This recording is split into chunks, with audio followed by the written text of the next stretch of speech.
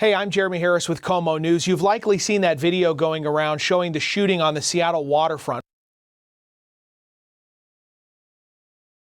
Well, I want to walk you through where we got those videos, break down what they show, tell you about the criminal charges the shooter is facing and what's going to happen in his criminal case moving forward. First, I want to warn you, this video is graphic. It shows somebody who gets shot. But the victim in this case survived and has since been released from the hospital. Oh, I know so that. With that, let's give you a little bit of background about what happened that day. It was July 31st. It was an afternoon, 4:30 in the afternoon on the busy Seattle waterfront when two men got into a conflict. Now, according to a police report, one man, the victim, was in a wheelchair and he had patches on his wheelchair that identified him as a veteran. Another man, who police identify as Gregory Timm, comes up to the man in the wheelchair and accuses him of stolen valor, which is essentially pretending to be a member of the military or a veteran when you aren't actually one. Now, that's what starts the conflict, but whatever was happening between those two obviously attracted attention from bystanders because at least one person pulled out his cell phone and started recording. Now, let's go into that first video, which shows these two men sort of squaring off. Now, the shooter in this case is in the red shirt and the hat, and you can see the man in the wheelchair appears to be reaching for something, and then the man in the hat and the red shirt reaches into his backpack, pulls out a gun, and fires one shot, probably within 15 feet of the man in the wheelchair. You can see bystanders, as soon as that shot is fired, they get up and start running out of the area as anybody would after having just witnessed a shooting and not really knowing what was going on. He did that so calm, cool, and slow. The man in the red, who again is identified as Tim, then starts yelling at the guy in the wheelchair, says, "Pull a gun on me," or he says, "Show me your ID, pull a gun on me." So I interpret that to be that he's saying that he asked the man for an ID, which is what police say said happened, and then he says that the man pulled a gun on him. So let's let this video play out just a little bit here. Pull a gun on me. He did look like he was going for a gun. That man in the wheelchair was pulling out a gun. Some people seem to be stunned. Other people are trying to run out of the area, and there's at least a couple people that I can see that have cell phones out that are recording. This second recording, the witness video 2, really gets a clean shot of the shooter here and sort of the aftermath. Then the guy raises his hands and he says, "I'm sorry, he pulled a gun on me, he pulled a gun on me." He like apologizes to all these bystanders here on the waterfront. The dude is going for a gun. You can see he pulled out something. But if this dude thought it was any danger, he could have left. But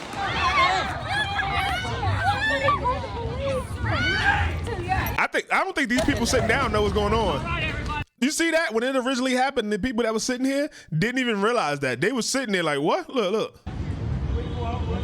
I guess maybe it depends on the state, but if you're in a state where it's a duty to retreat, look, these people still here. They're like, what? All right, everybody. The kids laughing. Look at the kids. Huh? Now, this is a really important moment in witness video number 2 because it zooms in very quickly on the man who's in the wheelchair. This is the victim who has just been shot. And he's holding in his hand what appears to me to be a gun that's in a holster. Now, police say that this was an airsoft gun that the victim in this case had pulled out. And in his other hand, I can see what looks like an ID. The court documents say that the victim here told police that he did have a military ID and that's what he was pulling out. But then he also said that, according to police report, he did have an airsoft gun, which does seem to be established here by the video. So, as you can imagine, a shooting on a very busy Seattle waterfront, that attracted a lot of it. So he asked the dude for his ID, show me your ID. And he said he went in there to get his ID. Maybe he had to move his gun. But the dude like, whoa, what is he doing? What?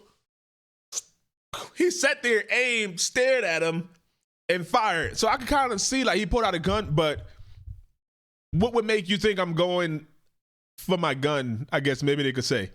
Right, if I'm in a store and I got a gun on my hip and you ask me for ID or my card and I go get it and you see my gun, it's like, oh, he bought the bullet. No, we wasn't having a confrontation. Like, and then like it's just the nature. Like the dude, I don't feel like he felt like he was in any danger. How slow he was going and he fucking aimed it. I feel like it was like the Civil War or something. They got musket guns and lighting it and putting the shit in. And he like.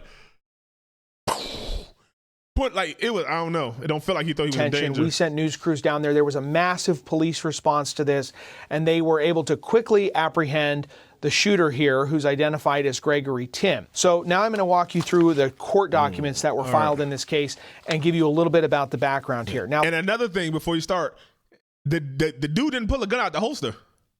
It's still holstered.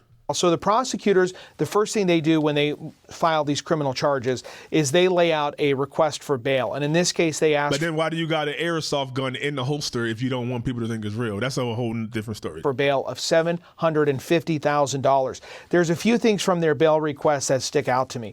They say that Timm was the one who provoked this whole conflict at first. I'm just going to read a little bit here. It says, in this case, the defendant, Timm, approached the victim who was in a wheelchair on the boardwalk of the Waterfront near Starbucks, as he demanded the victim provide identification to prove his military status. As the victim was taking out his wallet, the defendant removed a military patch from the victim's belongings. So again, Timm, the accused shooter here, according to prosecutors, removed a patch from the victim's wheelchair. This caused the victim to arm himself with a knife. The defendant continued to demand the victim show his ID, and the victim pulled out a holstered airsoft gun. Before the victim could even do anything with it, the defendant pulled out his handgun, pointed it at the victim, and shot him point blank in the chest. And that's what we just watched in the video. According to the So you can't start something. So this man sitting there minding his business, the wheelchair, whatever, veteran doing, and you go up to him and say, give me that patch. You just stole from him. And then the dude took out a knife. So I guess he thought he was going to take out the gun next. But you didn't think you were in any that man can't convince me that he thought he was in any danger. The way how slow that old man was going and getting the gun out. And he had it holstered. It ain't like, okay, if he point this shit at me. Now, if he take it and he pointed at him or do any type of aggressive movement, knock his block off. Because I don't know if it's an airsoft gun and it's holstered, so I'm thinking it's real. If he takes that out the holster and pointed at you, it ain't no time. Oh, it's an airsoft gun. Nah, that shit look real. Blast him. But in this case, he was sitting there looking and he opening his thing and getting it and he pointing it and he waited for a second and he pow. Nah, he wasn't even no. prosecutors, they say this was a completely unnecessary act of violence committed by the defendant to a vulnerable victim who was confined in his wheelchair. Yeah. Now, then they go on and they have more of the police narrative, but it basically backs up what I've already told you here about the fact that these two are getting into this dispute over whether or not there's stolen valor, whether this guy's pretending to be a member of the military. He told the police that he is actually a military veteran and actually had his ID with him. But it seems to be sort of a random confrontation. It's not clear why Timm, the accused shooter here, would have taken such an exception to this man identifying himself as a veteran and being down on the Seattle waterfront. So basically that goes through. I never get why people get so mad. As a veteran myself, I don't care if you want to cosplay. That's like, I don't know. Like, you sitting there out there, I just feel sorry. What happened in this person's life, or mentally they messed up, or maybe they wanted to be something, they just living their life and like, I wanted to do this and I couldn't because whatever reason I couldn't join. Like, there's no reason to be that upset at somebody fucking dressing like you. If you're a Marine and you seen somebody dressing like a Marine and you know his shit all fucked up, he got army patches on and rank different colors, you gonna get so mad. Oh man, like, come on. Ends up getting charged with assault in the first degree. Now, one of the questions I've seen people asking on social media, they say, why is he just charged with assault and not attempted murder? Because the dude did pull in the out state that of airsoft. Washington, assault in the first degree is a very serious criminal charge, and it can come with potential for decades in prison. So it's not surprising to me why prosecutors filed assault in the first degree charges. Second thing I've seen on social media is a question being asked about, well, if this guy in the wheelchair did pull out an airsoft gun or did have a knife, then isn't this an act of self-defense? Well, at the time the charges were filed, we took that question to the prosecutor's office, and they said because Gregory Timm is the initial aggressor, according to the prosecutors, he started the fight. You can't do something and then claim self-defense. He then cannot turn, when that escalates, he then can't turn around and say, this is an act of self-defense. Now, that could be a real key issue here at court, and I imagine if this case goes to trial, it will be. But easy. If I come up and slap the shit out you and you go to pull out your gun because it was unexpected, now you don't know if you're in danger, if I'm about to attack again, I just come, bow. You don't even know me. I'm like, what? You pull out your gun to shoot me and I shoot you, I'm going to claim self-defense. People will just go around starting somebody, going to kick them in the chest. Come here. Bow.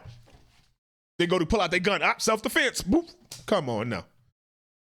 All right. Ooh. I got it back. You might see it cut in this video, but it's because my shit started fucking. I don't know what happened just now. But let's get back on the case. Did pull out an airsoft gun or did have a knife, then isn't this an act of self-defense?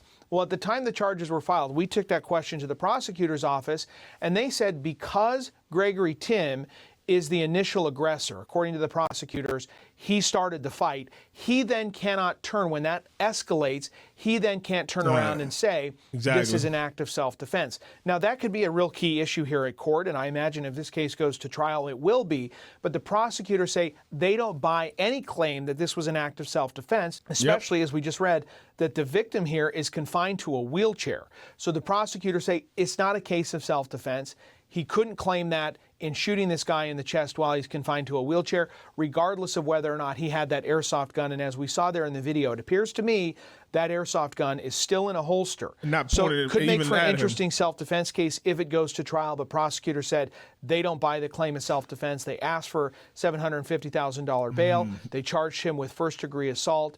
And as far as the jail records show, Timm is still confined to jail here at the King County Jail, and the case is going to move forward against him. Is Seattle a right to retreat state, or can you stand your ground? Usually in a case like this, there'll be an arraignment hearing, there'll be a plea entered of not guilty, and then it will go forward. There may be could be possible that his defense team would ask for a reduction in bail. But then, a case like this generally will take, I would expect, at least a year, if not more, to resolve its way through the court system. And if it does go to trial, it'll be very interesting because Gregory Timm here is going to have to set up a claim of why he believed that his life or safety was in immediate danger as a result of the actions of the victim here. Which I don't think he can. Oh, yeah, look at this video. See him right here? See how you going in the back slowly? And he could barely do it, and he brings it up, and then he got the holster, and then he'll look crazy taking a stand. Or he probably wouldn't take the stand, but he would look crazy. Wheelchair. Now, easy case. Condition of the victim, we know, we've checked with the hospital. He's since been released. He was shot in the chest, that he survived. That's seems crazy. To be a miracle here because, as you saw in that video. Does he get service-connected disability? Because it was about stolen valor, and he actually is a veteran, so they count that as a service connection? That shot was fired from not more than, I would say, 15 feet away, directly into his chest. But he survived. He got taken up to Harborview Medical Center, where he's now been released from the hospital. It's an interesting case. Thankfully, nobody died. It scared a lot of people down there on the waterfront. And now that we have the video, it's really getting a lot of attention. I also want to give you a little bit of backstory into how we got these videos. We requested them through public records to the King County Prosecutor's Office.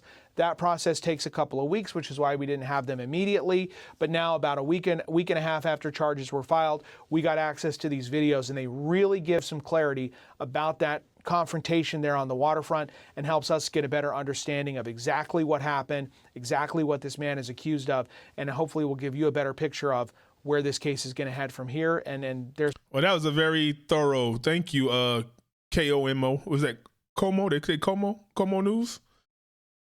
Because they got a lot of angles of this. There's no way. Without this, then he could say, hey, he had an airsoft gun and it looked like a pistol. He had the knife. But you initiated. You went up there and he committed theft against it. He robbed this man for his patch. Even if it was, there's no, stolen valor is not a crime anymore. People think, oh, you can call the police on somebody. And it's not. They're just going to do what the hell they want to do. This is unacceptable. This is unacceptable. Look how he looked. It wasn't even that much of a commotion because you still got kids right here, people over there. If he felt in danger, he could have moved back or something. He could have even ran up to this man and said, hey, don't do it. Huh? Here's your patch back, and just hold his arm. This man is like this. It don't even he should be out by himself the way he laid back in that wheelchair. I don't know. Let me know what y'all think, Cape Dweller. Let's talk about it.